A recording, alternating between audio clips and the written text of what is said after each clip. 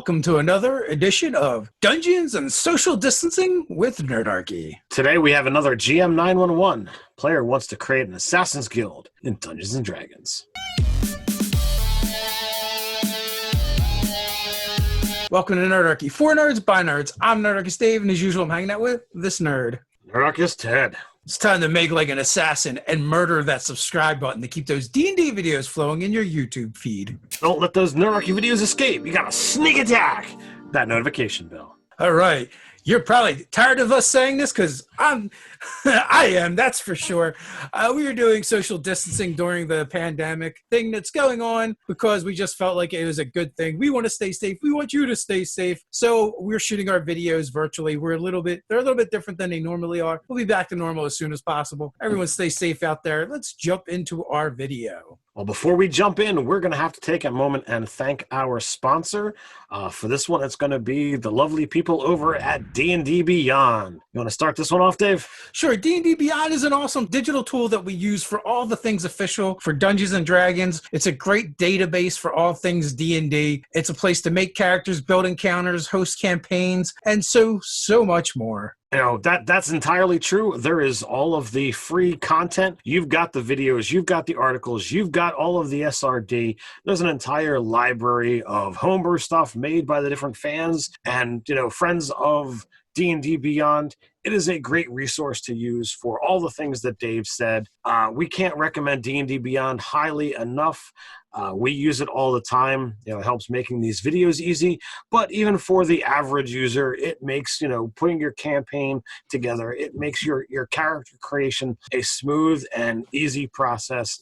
It is just great. There will be a link down in the description. So let's jump into our GM 911. And this one came in through the website from Steven. So the message is, I play a 16th level assassin. I have always wanted to start a guild in a black market. I own an inn with a racetrack and a home city. I have a portal that I use to go back and forth between each location. My DM has never had a player in all his 20 years as a DM want to do that and is unsure about it. He told me it might be easier to become a god than do that. How can I help my DM? There are no real content in 5e as books go, and nothing on YouTube that has helped me with this. Can you help me and maybe do a video on the subject? Well, it appears we are in video mode.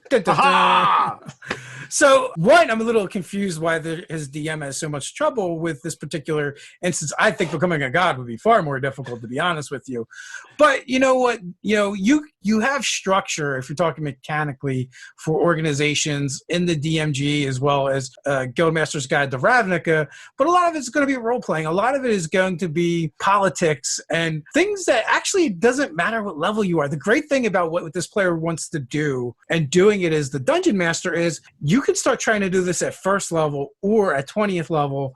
The difficulty isn't really going to be that much of a factor, right? You're going to have different obstacles, but a lot of it is role-playing and convincing other players and NPCs to do the things that you want, setting up shop. I mean, the first thing would be like, oh, you're an assassin for hire. Then maybe you take on some apprentices. And then you're like, oh, you know what? Now I just send out my apprentices. Or you vet people and bring them into your organization. You have a code that you uphold or whatever, however you want to operate your guild. But you basically find the jobs or the jobs come to you and then you hand them out. And then, they do the actual assassinations. And this would work for almost any kind of guild, not just an assassin's guild. Let's actually talk about that. So like the bigger picture is you want to kind of create an organization. I think first and foremost is having that conversation with the DM to be able to say, all right, is this something that's possible? While things in life have the ability to unfold and make happen, the DM is that, end all be all of power. And if that's not something that they want to deal with, then it's not really going to be possible. I know in my games, I had a character who was like, look, I don't want to make this a big deal. I don't want it to overcome the events going on with the game, but I want to have this, this little organization. And it didn't get put heavily in, but he had a small little organization.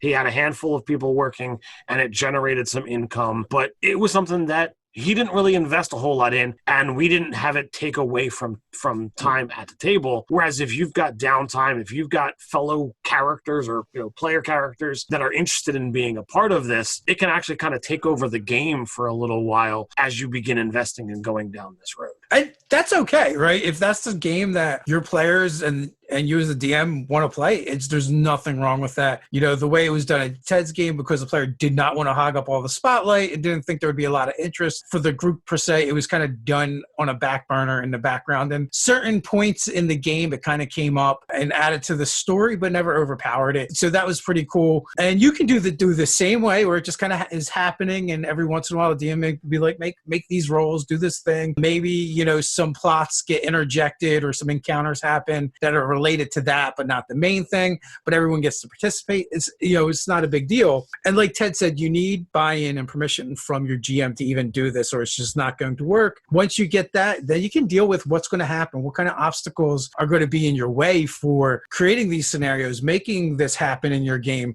right off the bat, right? There might already be an Assassin's Guild, or there might be already independent assassins working in your city, in your town, or thieves if it's a thieves guild, or whatever kind of guild it's going to be. That becomes an obstacle. Do you allow them to continue operating? Do they allow you to try and operate? Is this going to be an all-out guild war? Yeah, and that can really turn into a big thing, especially because we are talking about potentially rival assassins. If you've got assassins, what do they do to the people that they don't want around anymore? They attempt to kill them. While this could be really, really great for some awesome combat, what if somebody is higher level than you? Literally, you or one of your allies could just be snuffed out without any real awareness of the situation. Okay, it's night, everybody's asleep. You wake up in the morning and, oh my God, Bob is dead. Craziness like that can wind up happening. Now, hopefully the DM is not going to be brutal and do it to a PC, but, it's entirely possible depending upon what kind of scenarios are set up and how brutal your DM is willing to be. But it goes beyond more than just, what are the obstacles? You also have to ask, what is this organization going to do for the player? Are you doing it because you want to do it for fun? Or are you looking to do it to create this cadre, this group of assassins that you can be able to use on targets later on? What does this do for the DM? Does this destabilize power in the region?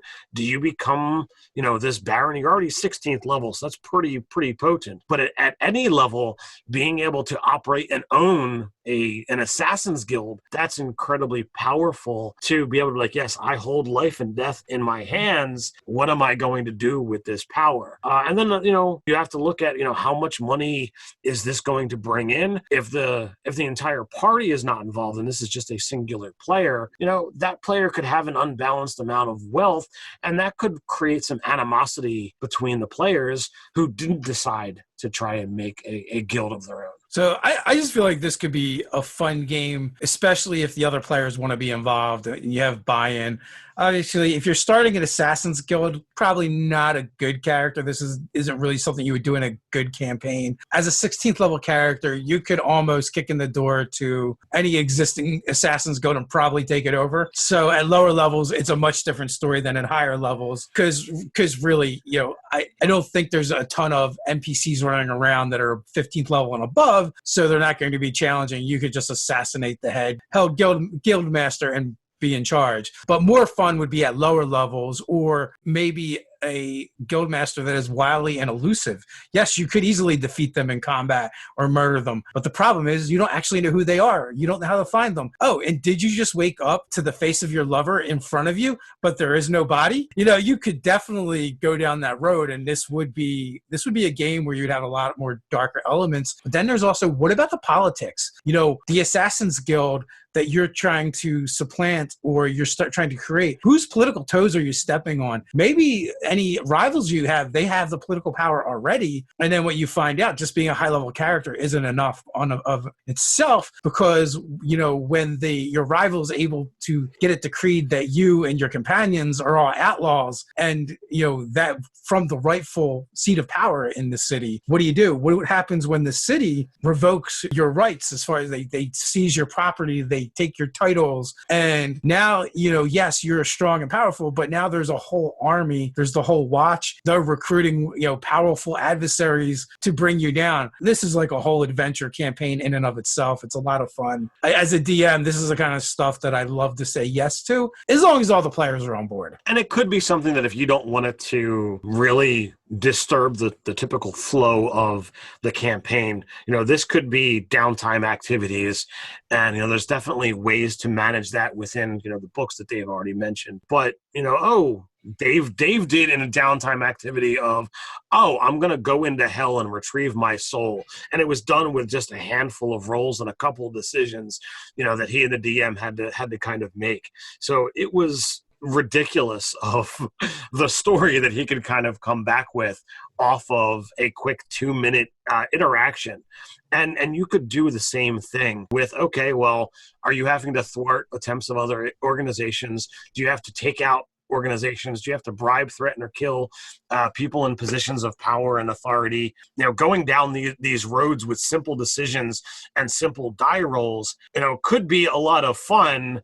And even if you're not super successful, your character's got some cool stories of, what did you do over the last month? Oh man, the adventuring's been rough. I just kind of laid back and took it easy, recuperated from that injury from the lich and what have you. Oh, what did you do? Oh, I became a major baron in my Assassin's Guild, and I've made a butt ton of money. Yeah, you could do a fast and dirty that kind of happens in the background, couple die checks, but also the player has to be okay with really extreme consequences for bad die rolls and telling the story for that. Ted had used an example that actually happened in one of the games we played in, and the thing was my mission could succeed or fail, but I didn't roll well enough, so the GM was like, if you choose, you can have this mission succeed, but one of the retainers that you had convinced to go with you was this really upstanding paladin, and he's going to die if you succeed. So and I was like, okay, I got my soul back. This is great. So you can do things like that. But again, it just depends on what kind of game you want to play. This is great for anyone that's thinking about starting to do, a guild or build an organization outside of the regular game. Or maybe it takes over and becomes the regular game if everyone's on board. Yeah, so you just basically, you're going to spend a little bit of money. You're going to spend a lot of time role-playing and, going through whatever the DM wants to set forth as your parameters. These are the steps you have to take to get land, to get, whatever proper authority signature to move ahead. And, when you're talking about, criminal organizations, those tend to get a little bit more shady. If you want to create a Smith's Guild or, a Weaver's Union, those are probably a lot easier to, set into place. There's probably already some, set structure, and it's just probably money to get involved. Whereas criminal organizations, they tend to be a little bit more cutthroat and dirty and deal with things that are outside the law. So those are a little bit harder, but with a little bit of work and your DM's buy-in, you can absolutely make it happen. So, some thoughts are for more legitimate organizations, you could start a salvage operation. You could start a mercenary band, an adventuring company. So there's a couple things that you could do that are a little more exciting than the Weavers Guild. But also, you could also look at what about a Wizards Guild or something along that, or starting a church. All of these are things that you could do. If you like this video and you want to hear about more GM 911s, we have a whole playlist that you can check out up here. If you like advice like this and you want to patronize us, you can do so in a good way over on Patreon. Every month we create content for players and DMs alike. We do giveaways monthly that our patrons are automatically entered in, and more. So until next time, stay nerdy. Stay nerdy.